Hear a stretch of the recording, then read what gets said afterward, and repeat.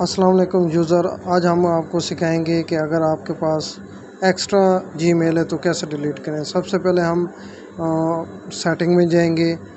Setting में जाकर हम जाएंगे अकाउंट्स पर क्लिक करेंगे तो आपको थोड़ा सा स्क्रॉल करना है। तो नीचे जाएंगे तो आपको 3-4 जीमेल जो आपने मतलब जो आपका यूज़ में नहीं है वो आप कैसे डिलीट करेंगे, उस पर क्लिक करेंगे।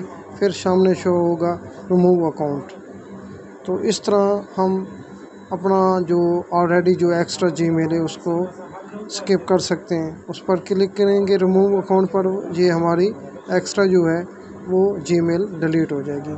फिर आप बैक जाएंगे, अगर कोई और एक्स्ट्रा जीमेल है तो उस पर क्लिक करेंगे तो फिर आगे जाएगा रिमूव अकाउंट। उस पर क्लिक करेंगे तो आपकी जीमेल एक्स्ट्रा जो होगी जो आपकी यूज़ में नहीं है वो डिलीट हो जाएगी।